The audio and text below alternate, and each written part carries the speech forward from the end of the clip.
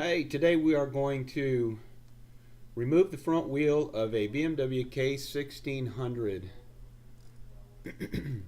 So the first thing we do is we loosen the Torx bolt, that's the pinch bolt on the right hand side fork, and then we're going to remove the Torx bolts which hold our caliper on.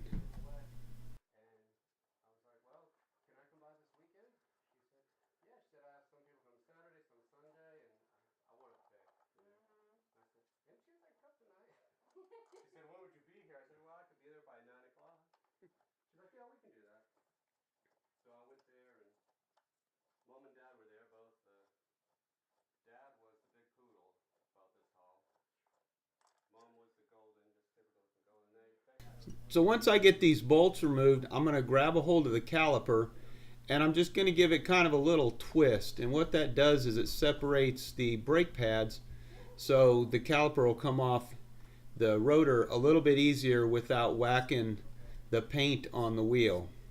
Now we come over to the left side and we're going to do the same thing on the left side.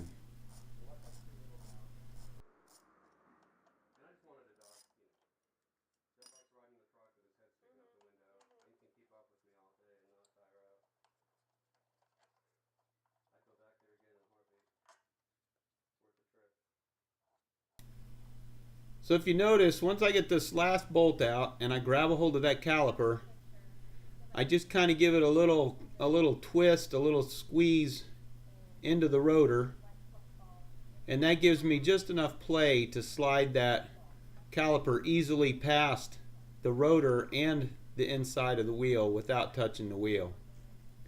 So now that we got this caliper out of the way, I always think it's a good idea to remove that one little screw that holds the ABS sensor on.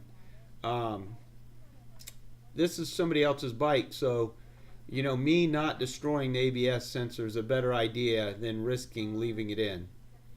Now if you're watching this, there's no need to jack the bike up just yet. So I do this prematurely because I still have to loosen the cinch bolt on the left fork.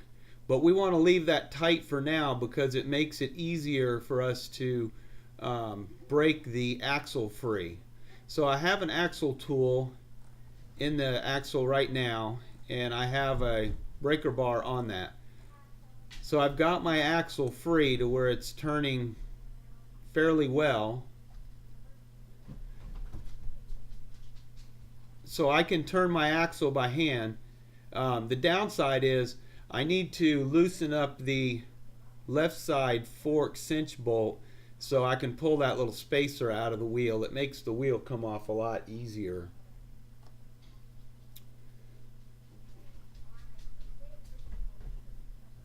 So here's where I notice that I shouldn't have put the wheel up on the pit bull stand just yet. So I'm going to go ahead and I'm going to lower the bike back down. The axle's still in the bike. There's probably a good 5 or 6 threads into that spacer.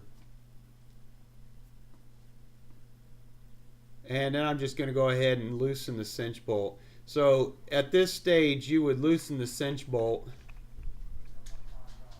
and now you would raise the front of the bike up. Now I'm using a pit bull stand to raise the front of this bike up. But it's easy enough to put a block of wood underneath the engine and just use a floor jack and jack up the front of the bike. I'm a big fan of pit bull stands. I probably own about 15 of them. So I'm going to promote the pit bull stand when you're working on one of these K1600s. It's almost perfect for this job. So I'm finishing up loosening, removing that front axle. And when your axle comes out, if this is your first time, you'll notice there's a bunch of threads on that axle. And it's a lot of work getting that axle out of the wheel. And then once it comes free, then it'll just slide right out, and you can lower the wheel onto the ground. So we're about there right now. Axle's out. I pull the spacer out of the other side. Wheels on the ground, and it's off the bike. So now it's time to put some new rubber on, and come back and watch my video how to install this. Thanks.